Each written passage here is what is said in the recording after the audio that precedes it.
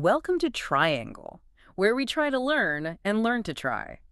If I told you my pulse was rushing, my face was flushing, and my body was in a total panic, you'd probably think I was falling in love. Right, like a classic romance. Yeah, but biologically, I could just be staring at my absolute worst enemy.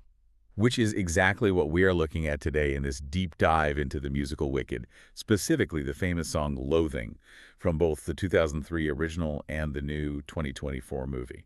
So our mission for you today is to figure out how music perfectly captures that hilarious razor-thin line between true love and absolute hatred. Because, I mean, the physical symptoms are basically identical. Exactly. Your brain just dumps adrenaline into your system, whether you want to kiss someone or, well, push them off a cliff. I love that. It's like the ultimate dark romantic comedy. Yeah. And the composer, Stephen Schwartz, he built that exact biological panic right into the music, didn't he? He did, yeah. He used some pretty clever musical tricks, like staccato notes. Okay, staccato notes. Right. They're these short, bouncy notes, it sounds like ants bouncing on a hot pan. Oh, that's a great image. So it's like they are projecting this polite, fake smile, but underneath they are completely freaking out. Exactly.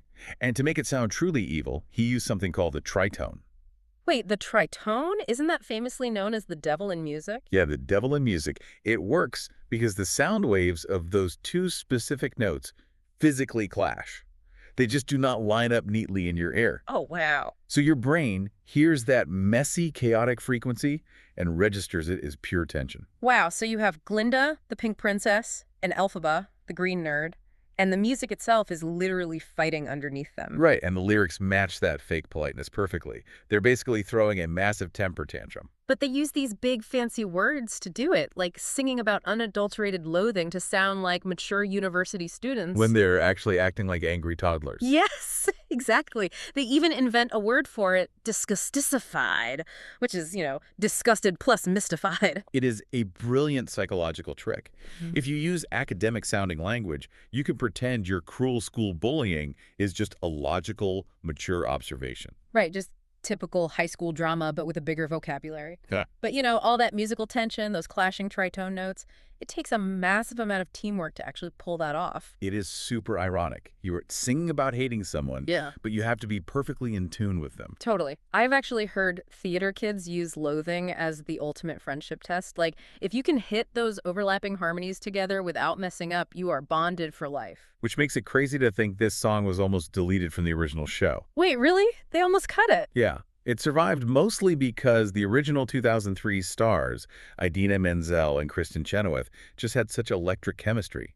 They proved the song worked by perfectly syncing their energy. Wow. And then that torch got passed to Cynthia, Erivo, and Ariana Grande for the 2024 movie. Right. And get this, Ariana actually hired a vocal coach specifically to hide her famous pop voice. No way, she hid her own voice. Yeah, just so she could match the more classical, unhinged style of Glinda. She changed her entire vocal instrument. That is dedication. It is. And by doing that, they fell right into what fans call the Oz curse. Oh, the Oz curse. That is the idea that playing worst enemies on stage forces you to become best friends in real life. Precisely.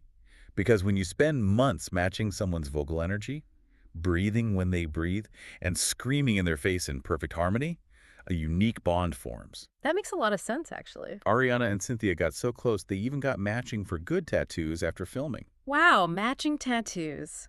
So the act of performing pure hatred actually forged a lifelong friendship. Exactly. The music tells us they are enemies, but the biology and the real-life chemistry tell a completely different story. It really makes you think. For everyone listening, think about that one person who always makes your blood pressure rise, the one you just cannot stop complaining about. Oh, we all have one. Right. Could that annoying, intense connection actually be a strange, hidden form of love? See you at the next angle.